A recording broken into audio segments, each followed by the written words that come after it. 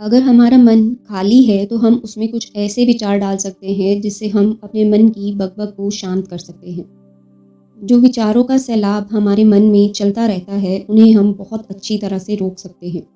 और अगर एक बार मन की बकबक रुक जाए तो फिर हम मन से जो चाहे वो करवा सकते हैं। इसीलिए अगर आप अपने मन की बकबक को शांत करना चाहते हो तो इस कहानी को आखिर तक ज़रूर सुनिएगा। एक बार एक नगर में एक नौजवान युवक रहता था। उसका नाम मयंक था। उसे एक समस्या थी और उसकी समस्या यह थी कि उसका मन हर समय भटकते रहता था। उसके मन में हर समय कोई ना कोई नेगेटिव विचार चलते रहते थे। उसके मन की बकबक कभी शांत नहीं होती थी। वह जब भी कुछ सोच कर करता तो कुछ अलग ही कर देता। कभी वह अपने अतीत के बारे में सोचकर पछताता था कि काश मैंने उस काम को उस समय कुछ ऐसा कर दिया होता, उस काम को वैसा कर दिया होता। या फिर वह अपने भविष्य के बारे में सोचता रहता और डरता रहता कि कहीं भविष्य में ऐसा हो गया तो क्या होगा, कहीं मैं असफल हो गया तो क्या होगा, अगर मुझसे कोई गलती हो गई तो लोग मेरा मजाक उड़ाना शुरू कर देंगे। और ऐसे ही कई सारे नेगेटिव और असफलता से भरे विचार उसके मन में आते रहते थे। मयंक हमेशा ही अपने विचारों में खोया रहता। वह अपने विचारों से मुक्ति पाना चाहता था। मयंक चाहता था कि उसके मन में कोई भी फालतू विचार कभी भी न आए, लेकिन हर समय विचारों का सैलाब उसके मन में उठा ही रहता। इसीलिए जीवन में वह बहुत परेशान हो गया था। एक दिन उसे किसी ने बताया कि यहाँ पास के ही एक जंगल में एक बौद्ध भिक्षु रहते हैं। उनके पास जाओ, वो तुम्हारी मानसिक समस्या का समाधान अवश्य कर देंगे। ये सुनकर मयंक तुरंत ही बौद्ध भिक्षु के पास चला जाता है और अपनी सारी समस्या उन्हें बताता है। बौद्ध भिक्षु मयंक की बातों को बड़े ही ध्यान से सुन लेते हैं और उसे कहते हैं कि तुम मुझसे क्या चाहते हो। ये सुनकर मयंक कहता है, गुरुदेव, मैं अपने मन को शांत और खाली करना चाहता हूँ। मैं आपसे ये जानना चाहता हूँ कि मन को खाली और शांत कैसे कर सकते हैं। मेरा मन हर समय विचारों से भरा रहता है। मेरा ध्यान एक जगह लग ही नहीं पाता है, जिसके कारण मेरे हर काम में समस्या आ जाती है। मैं एक चीज़ करता हूँ तो नेगेटिव विचारों के कारण दूसरी चीज़ पर पहुँच जाता हूँ। मेरा मन एक जगह ठहरता ही नहीं है और यूं ही हर दिन मेरे मन में हज़ारों विचार चलते रहते हैं। और ये कब होता है, क्यों होता है, मुझे कुछ पता नहीं चलता।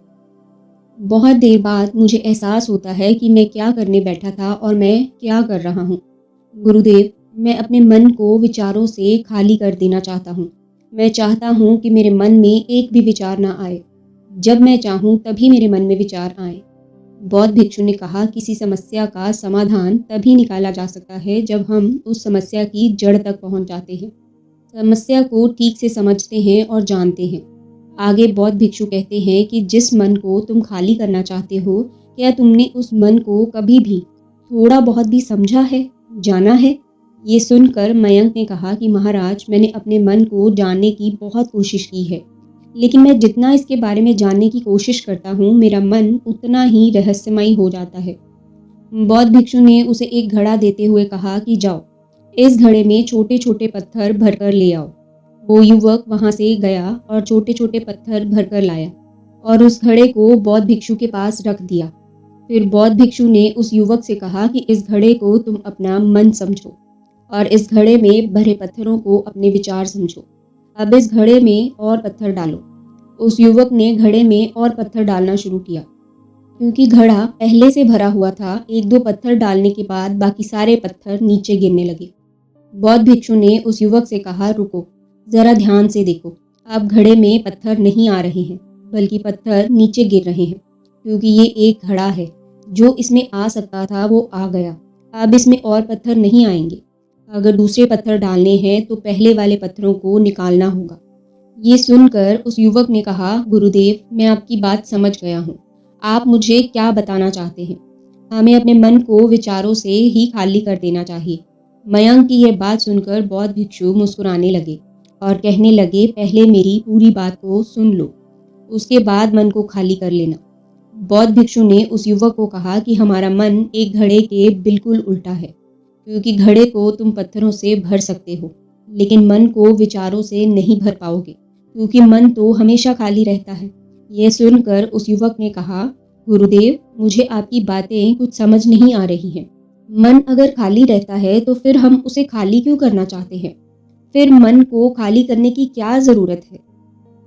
बौद्ध भिक्षु ने उससे कहा कि इस घड़े से एक-एक करके पत्थरों को बाहर निकालो। मयंक ने वैसा ही किया।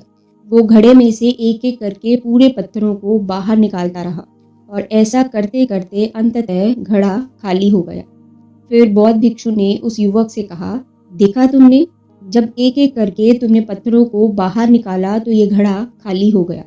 अब तुम इस घड़े में कोई भी पत्थर डाल सकते हो। दूसरे पत्थर डाल सकते हो या फिर पहले पत्थरों को दोबारा डाल सकते हो। आधा भर सकते हो या फिर पूरा भी भर सकते हो। वह युवक कहता है, गुरुदेव, मैं भी तो यही कह रहा हूँ कि मुझे अपने मन को खाली करना है। ये तो एक पत्थर है जिसे आसानी से निकाला जा सकता है और घड़े को खाली किया जा सकता है। लेकिन गुरुदेव, मैं अपने मन को खाली कैसे करूं? बौद्ध भिक्षु ने कहा, इस घड़े में एक पत्थर डालो और दो पत्थर निकालो। ये सुनकर उस युवक ने कहा, गुरुदेव, ये कैसे हो सकता है? जब इस घड़े में एक पत्थर होगा तो एक ही पत्थर निकलेगा, दो कैसे निकलेंगे? बौद्ध भिक्षु ने कहा, ऐसा नहीं हो सकता, तो ऐसा करो कि इस घड़े में दो पत्थर डालो और चार निकालो। मयंक ने कहा, महाराज, ऐसा कैसे हो सकता है? यह कोई चमत्कारी घड़ा तो नहीं है कि एक डालो तो दो निकल आएंगे, दो डालो तो चार निकल आएंगे। ये सुनकर बौद्ध भिक्षु ने कहा, ये घड़ा तो चमत्कारिक नहीं है, लेकिन तुम्हारा मन तो चमत्कारिक है ना। उसमें से अगर तुम एक विचार बाहर निकालते हो तो उसके साथ दो विचार आते हैं, और जब तुम उन दो विचारों को पकड़ते हो तो उसके साथ चार विचार निकलते हैं, और फिर ऐसा करते करते विचारों की एक लंबी लाइन बन जाती है और फिर तुम कहीं नहीं रुकते, एक के बाद एक विचारों को पकड़ते जाते हो। यह मिट्टी का घड़ा तो पत्थरों से भर जाएगा, लेकिन तुम्हारा मन कभी नहीं भरता। वो हमेशा खाली है, लेकिन वह खाली नहीं रहता। यह इस मन की माया है कि सब कुछ है लेकिन फिर भी कुछ नहीं। उस युवक ने कहा, गुरुदेव, मैं आपकी बातें समझ रहा हूँ, लेकिन क्या मैं हमेशा अपने विचारों के जाल में ही फंसा रहूंगा? क्या मन के इस माया जाल से निकलने का कोई रास्ता नहीं है? बौद्ध भिक्षु ने कहा, इस मिट्टी के घड़े में आधे पत्थर भर दो। उस युवक ने ऐसा ही किया। फिर बौद्ध भिक्षु ने कहा, अब इन पत्थरों में से कोई एक पत्थर चुनो और उस पत्थर की एक छोटी सी मूर्ति बनाकर मुझे दे दो। मैं जानता हूँ कि तुम एक अच्छे कलाकार हो। मयंक ने एक पत्थर निकाला और उस पत्थर को बौद्ध भिक्षु के सामने ही तराशने लगा। पत्थर को तराशते हुए उसे लगा कि ये पत्थर अच्छा नहीं है। फिर उसने दूसरा पत्थर घड़े से निकाला, लेकिन उसे वह पत्थर भी पसंद नहीं आया। फिर उसने तीसरा पत्थर निकाला, लेकिन वह तीसरा पत्थर भी उसे पसंद नहीं आया। उसका रंग अच्छा नहीं था। ऐसा करते करते उस युवक ने सारे ही पत्थरों को बाहर निकाल दिया। उस युवक को ऐसा करते हुए बौद्ध भिक्षु बड़े ही ध्यान से देख रहे थे। फिर बौद्ध भिक्षु ने उससे कहा कि जो तुमने सबसे पहला पत्थर निकाला था, उस पत्थर को ये समझकर तराशो कि इसके बाद तुम्हारे पास कोई और पत्थर नहीं है और ये एक ही पत्थर तुम्हारे पास है। उस युवक ने जैसा गुरुदेव ने कहा उसी एक पत्थर को लेकर तराशना शुरू किया और उसने उस पत्थर से एक बहुत ही सुंदर मूर्ति बनाई और बौद्ध भिक्षु को भेंट की। और बौद्ध भिक्षु से कहा, गुरुदेव, इस पत्थर से इतनी सुंदर मूर्ति बन सकती थी, मैं ये सोच भी नहीं सकता था। उस युवक की बात सुनकर बौद्ध भिक्षु ने कहा कि जब हमारे पास और कोई दूसरा विकल्प नहीं होता, तब हम उस विकल्प मतलब ऑप्शन में ही अपनी सारी एनर्जी लगा देते हैं और उसी को सबसे बेहतर बनाते हैं। और जब हमारे पास कई सारे विकल्प होते हैं तो हम पत्थर चुनते भी नहीं और मूर्ति बनती भी नहीं। हमारा मन भी एक विचार के पीछे हजारों विकल्प खोल के रख देता है और एक मुख्य विचार को छोड़कर उन हजारों फालतू के विचारों में उलझकर हम रह जाते हैं। उस युवक ने कहा, गुरुदेव, मैं आपकी बातों को बहुत अच्छे से समझ गया हूँ, लेकिन अब मुझे क्या करना चाहिए? कृपया आप मेरा मार्गदर्शन करें। बौद्ध भिक्षु ने उस युवक से कहा कि मन को खाली करना, साफ करना एक दो दिन का काम नहीं है। यह एक लंबी यात्रा है, तो क्या तुम इसके लिए तैयार हो? वो युवक कहता है, जी गुरुदेव, तैयार हूँ, चाहे कितनी भी लंबी प्रक्रिया क्यों न हो। बौद्ध भिक्षु ने उस युवक से कहा कि मन को खाली करने और नेगेटिव विचारों से दूर रखने के 6 तरीके हैं। आओ उन्हें एक एक करके समझते हैं। इसमें से 5वां तरीका बहुत ही पावरफुल है। पहला तरीका है कि ऐसे लोगों का साथ छोड़ दो जो तुम्हें कमज़ोर, पिछड़ा हुआ, लक्ष्यहीन महसूस कराएं। अक्सर हमारे आसपास ऐसे लोग होते हैं जो हमसे पोजीशन या धन में ऊपर होते हैं और इसी पोजीशन और धन के घमंड में वे अपने से नीचे लोगों को कुछ भी नहीं समझते और ऐसे लोग अपने से छोटे लोगों को हमेशा यही महसूस कराते हैं कि आप कितने छोटे हैं और इसीलिए वे छोटे लोग अपने जीवन में कुछ बड़ा हासिल ही नहीं कर सकते। इसके अलावा कई बार हमारे मित्र और घर परिवार के सदस्य भी ऐसे होते हैं जो अक्सर हमें छोटा महसूस कराते हैं, हमें नीचा दिखाने की कोशिश करते हैं, लोगों के सामने हमारा मजाक बनाते हैं। तो ऐसे लोगों से जितना दूर हो सको उतना दूर रहो। यह लोग ऐसे होते हैं कि तुम्हारी नज़रों से तुम्हारी गरिमा को दूर करके तुम्हें लक्ष्यहीन बना देते हैं और फिर तुम्हें खुद की काबिलियत पर शक होना शुरू हो जाता है। तुम्हारे अंदर खुद के प्रति नेगेटिव भावनाएं आ जाती हैं और ये नेगेटिव विचार तुम्हें मानसिक तनाव और चिंता की ओर ले जाते हैं। बौद्ध भिक्षु दूसरा तरीका बताते हुए कहते हैं कि तुम बहुत ही कम और चुनिंदा लोगों को ही अपना मित्र बनाओ। ऐसे लोगों को ही अपना मित्र बनाओ जिससे तुम कुछ सीख सकते हो, जिनकी तुम इज्जत करते हो, जो तुम्हारी भावनाओं को समझ सके, जिनकी सोच तुमसे मेल खाती हो, जो जीवन में तुम्हें आगे बढ़ाने में सहायता करे। हमारे जीवन और चरित्र में हमारे माँ बाप के बाद हमारे मित्रों का ही सबसे ज़्यादा योगदान होता है। इसीलिए मित्रों का सही होना भी बहुत आवश्यक है। ऐसा कहा भी जाता है कि तुम उन 5 लोगों का रिफ्लेक्शन हो जिनके साथ तुम सबसे ज़्यादा समय बिताते हो। अगर तुम्हारे आसपास के 5 लोग जिनके साथ तुम सबसे ज़्यादा समय बिताते हो वे ईमानदार हैं तो तुम भी धीरे धीरे ईमानदार होना शुरू कर दोगे और अगर वो 5 लोग अमीर हैं तो तुम भी धीरे धीरे अमीर बनना शुरू कर दोगे। कहने का मतलब यही है कि तुम वैसा ही बन जाते हो जिस तरह के लोगों के साथ तुम अपना समय बिताते हो। किसी महान दार्शनिक ने कहा है कि तुम मुझे किसी भी इंसान के दोस्तों से मिलवा दो, मैं उसके दोस्तों को देखकर उस इंसान का भविष्य बता दूंगा। हमारी सबसे बड़ी समस्या ये है कि हम लोगों को ना नहीं बोल पाते हैं। जिन लोगों के साथ हम रहना पसंद भी नहीं करते हैं, ना चाहते हुए भी हमें उन नेगेटिव लोगों के साथ समय बिताना पड़ता है। इसीलिए सबसे पहले हमें अपनी ज़िंदगी में उन लोगों को ना कहना सीखना पड़ेगा जिनके साथ रहकर हमें लगता है कि ये हमारी ज़िंदगी खराब कर रहे हैं। अगर ये हमारी ज़िंदगी में ना हो तो शायद हम ज़्यादा खुश रहेंगे। बौद्ध भिक्षु आगे कहते हैं तीसरा तरीका है कि तुम कभी भी अपना अतीत नहीं बदल सकते, लेकिन तुम अपना भविष्य ज़रूर बदल सकते हो।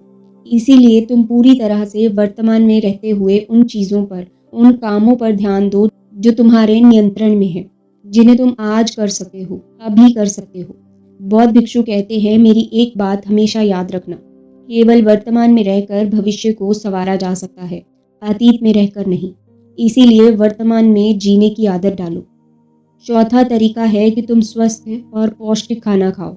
हमारा शरीर एनर्जी से चलता है और हम जैसा खाना खाएंगे वैसी ही एनर्जी हमारे शरीर को मिलेगी। अगर हमारा शरीर स्वस्थ नहीं रहेगा तो हमारा मन स्वस्थ कैसे होगा? जब शरीर कमज़ोर और बीमार रहता है तो मन में कई सारे नेगेटिव विचार आते हैं और स्वस्थ शरीर में स्वस्थ दिमाग का वास होता है। इसीलिए शरीर को स्वस्थ व मजबूत रखना हमारी जिम्मेवारी है। बौद्ध भिक्षु कहते हैं कि 5वां तरीका यह है कि रोज़ ध्यान करो।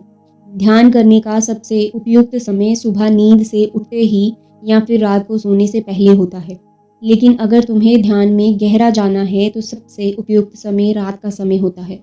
रात में सोने से पहले ध्यान करने से नींद में भी सुधार होता है और बहुत गहरी नींद आती है। ध्यान करने के लिए तुम अपनी सांसों पर ध्यान केंद्रित कर सकते हो या फिर तुम अपने मन में उठने वाले विचारों पर भी अपना ध्यान केंद्रित कर सकते हो। मन में उठने वाले विचारों पर ध्यान केंद्रित करने से ध्यान करने वालों का ज़्यादा फायदा होता है, क्योंकि इसमें आसानी से गहरे ध्यान में उतरा जा सकता है। अगर तुम ध्यान नहीं कर सकते हो तो रोज़ खुद के साथ अकेले में समय बिताओ। खुद के व्यवहार को समझो, देखने की कोशिश करो कि मन में किस तरह के विचार उठ रहे हैं और क्यों उठ रहे हैं। बौद्ध भिक्षु आगे बताते हुए कहते हैं कि छठा तरीका है कि तुम नई नई जगह घूमने जा सकते हो, क्योंकि एक पुरानी कहावत है कि एक लंबी यात्रा आपको 100 किताबों के बराबर ज्ञान देती है। गौतम बुद्ध अपने जीवन काल में 9 महीने लगातार घूम रहे थे। उनके भ्रमण करने का यही कारण था कि नई नई जगह जाने से ज्ञान की प्राप्ति के साथ साथ मन को एक नयापन भी प्राप्त होता है।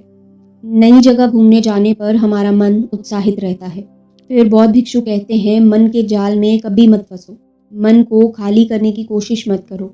जीवन में ध्यान करना सीखो। अपने ध्यान को केंद्रित करो। अपने ध्यान में एकाग्रता लाओ और जीवन में जो कर रहे हो उसे पूरी मेहनत के साथ अंतिम समझकर करो। उस काम को ऐसे करो कि उसके बाद तुम्हें और कुछ नहीं करना है। और जब फिर दूसरे विचार पर कार्य करो तो बस उसी पर कार्य करो, किसी तीसरे विचार पर नहीं। मन के मायाजाल से निकलना इतना आसान नहीं, लेकिन ध्यान करने से सब कुछ पाया जा सकता है। हम आशा करते हैं कि आज इस कहानी से आपने ज़रूर कुछ ना कुछ मूल्यवान सीखा होगा। आप कहानी के बारे में अपने विचार हमें कमेंट करके बता सकते हैं। तो आज के लिए बस इतना ही। जल्द ही मिलते हैं नेक्स्ट स्टोरी के साथ। तब तक के लिए हंसते रहिए, मुस्कुराते रहिए। धन्यवाद।